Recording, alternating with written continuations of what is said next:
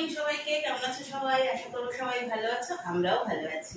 আজ হলো বৃহস্পতিবার, আর বৃহস্পতিবারের সকালে এখন সময় হয়েছে ঠিক 6:30।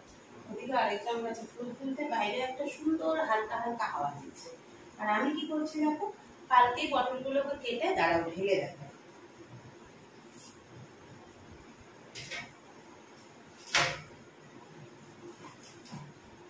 এই দেখো, কালকেই পটলগুলোকে ছাড়িয়ে কেটে কুটে রেখেছি। এটা দিয়ে আজকে বানাবো দই পটল। যা গরম, খেতে যত ওই দই টই দিয়ে জিনিস খাওয়া যাবে ততই ভালো।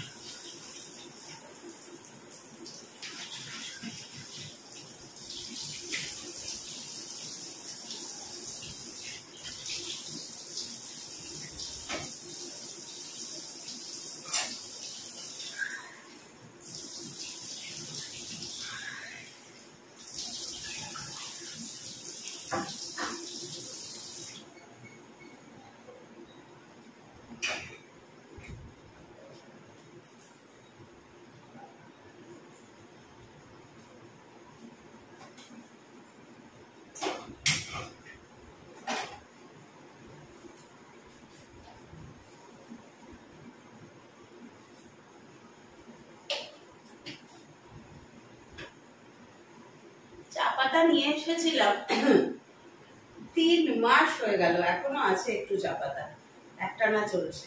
এইবার আবার শেষের দিকে গেছে, আবার আনতে হবে।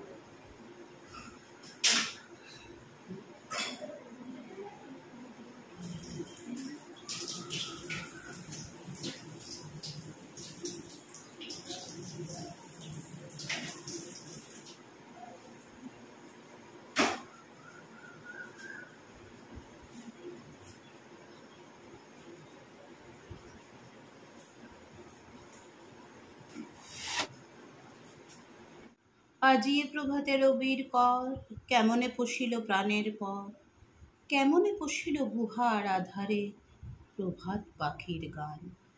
না জানি কেন রে এত দিন পরে জাগিয়া উঠিল প্রাণ। জাগিয়া উঠেছে প্রাণ, ওরে উথলে উঠেছে বাড়ি, ওরে প্রাণের বাসনা প্রাণের আবেগ রুধিয়া রাখিতে নারী। থর থর করি কাঁপিছে ভূদর, শিলা রাশি রাশি পড়িছে খসে, ফুলিয়া ফুলিয়া ফেনিল সলিল, গরজি উঠিছে দারুণ রোষে। হেথায় হোথায় পাগলের প্রায়, মাতিয়া মাতিয়া ছুটিয়া বেড়ায়, বাহিরেতে চায় দেখিতে না পায় কোথায় কারার দ্বার। কেন রে বিধাতা পাষাণ হেন, চারিদিকে তোর বাঁধন কেন? ভাঙড়ে হৃদয়, ভাঙড়ে বাঁধন, সাধ্রে আজিকে প্রাণের সাধন। লহরীর পরে লহরী তুলিয়া, আঘাতের পরে আঘাত কর। আমি ঢালিব করুণা ধারা, আমি ভাঙিব পাষাণ কারা, আমি জগৎ প্লাবিয়া বেড়াবো গাহিয়া আকুল পাগল পাড়া।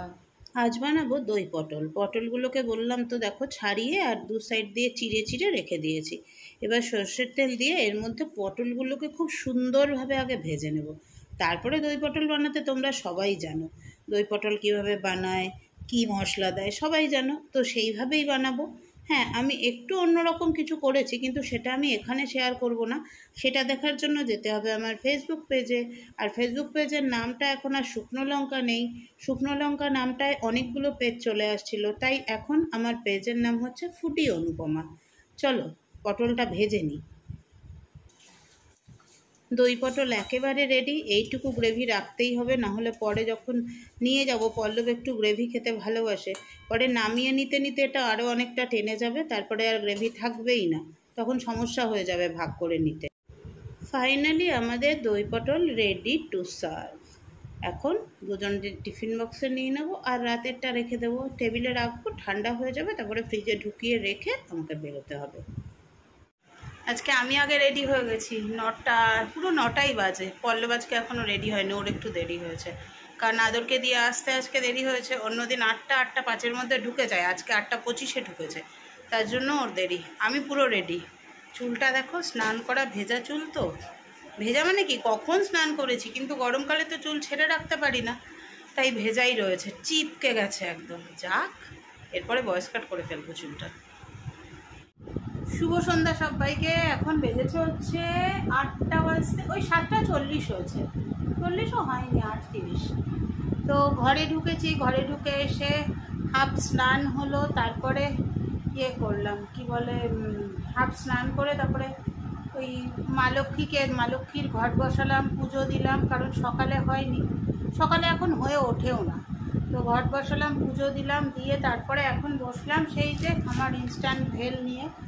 আর রান্না তো মোটামুটি করাই আছে, ওই দই পটলটা করেছি।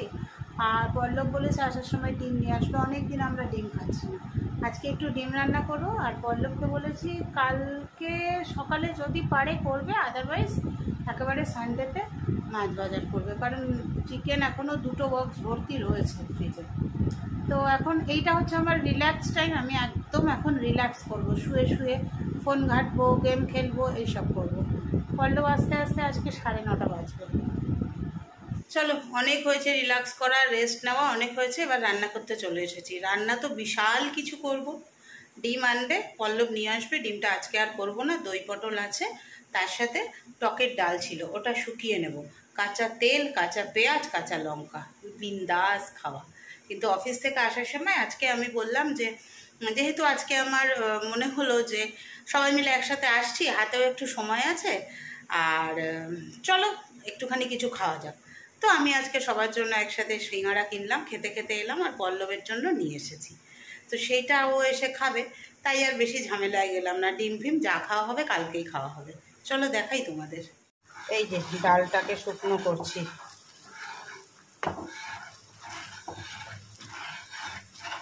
ডাল ফ্রাই। রাত্রি 9:40 আমাদের খাবার, দেখো সিঙ্গারা আর তার সাথে থামস আপ, খেয়ে নি। দেখো রাতের খাবারে আছে দই পটল, আর ওই যে আরেকজনের অলরেডি ভাত মাখা হয়ে গেছে, ডাল শুকনো, কাঁচা লঙ্কা, কাঁচা পেঁয়াজ, আর এই যে আমারটা ডাল শুকনো, কাঁচা লঙ্কা, কাঁচা পেঁয়াজ, দারুণ খাবার। এখন বেজেছে 11:05, খাওয়া দাওয়া করে চলে আসলাম। আর একটা কথা আজকে খুব আমার মনে পড়ছে জানো, সেটা হচ্ছে আমার জেঠু বলতেন আর আমার দাদুও বলতেন। দাদু তো তখনকার দিনের, তোমরা তো জানোই আমার দাদু ফ্রিডম ফাইটার ছিলেন, আর তখনকার দিনের গ্র্যাজুয়েট ছিলেন। গ্র্যাজুয়েট বললে পুরোটা বলা হবে না, কেননা গ্র্যাজুয়েশন মানে বিএ পরীক্ষাটা দিতে পারেননি, যেহেতু সেই সময় স্বাধীনতা সংগ্রামী হিসেবে অ্যারেস্ট হয়েছিলেন, আর তখন তো জেলে বসে পরীক্ষা দেওয়ার অনেক রিকোয়েস্ট করলেও তাকে দিতে দেওয়া হয়নি। তো যাই হোক, অ্যাপিয়ার্ড গ্র্যাজুয়েশন।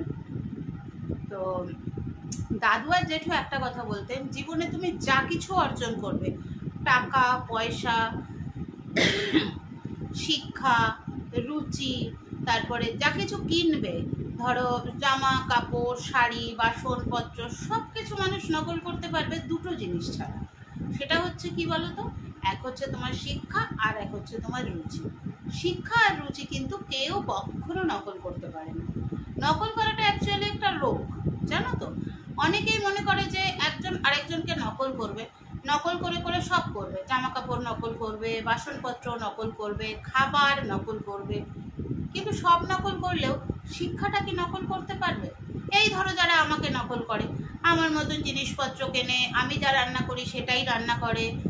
যারা নকল করার মধ্যে তফাৎ আছে, নকল করার মধ্যে যেমন আমাকে আমার ভিউয়ার্সরা বলে, দিদি আজকে তুমি এটা রান্না করেছো, আমি আজকে এটাই রান্না করবো, এটা হচ্ছে শেখা, এটা নকল করা নয়। আর নকল করা কাকে বলে? যখন তুমি বলবে আমি সব পারি, অথচ সবটাই তুমি অন্যকে দেখে অন্যের থেকে নকল করো, এইটা হচ্ছে নকল করা। বুঝতে পারলে তো? তো ধরো যারা আমাকে নকল করে, তারা আমার জিনিসপত্র নকল করতে পারে, আমার মতো পোশাক নকল করতে পারে, আমার মতো রান্না নকল করতে পারে। অবশ্যই তোমাদের বলছি না, কিন্তু আমি ক্লিয়ার করে দিয়েছি, যারা আমাকে ভালোবেসে আমার রান্না দেখে রান্না শেখো, আমিও সব কারোরটা দেখেই শিখেছি। আমি তো জন্মেই রান্না করতে শিখিনি, ইউটিউব দেখেও প্রচুর রান্না শিখেছি। সেটা শিক্ষা, সেটা নকল করা না। তারা কি সত্যি পারবে আমার মতন রুচি আর আমার শিক্ষাটা, নামের পেছনে MA BEd ডিগ্রিটা নকল করতে? পারবে না। তাই এইটাই হচ্ছে অর্জন। অর্জন সেটাকেই বলা হয় যেটা কেউ নকলও করতে পারে না, চুরিও করতে পারে না। আমার অর্থ অর্জনও কিন্তু লোকে চুরি করতে পারে, কিন্তু যেটা কেউ নকলও করতে পারে না, চুরিও করতে পারে না, সেটা হচ্ছে একমাত্র শিক্ষা। কি ভুল বললাম? ভুল বলে থাকলে অবশ্যই শুধরে দিও।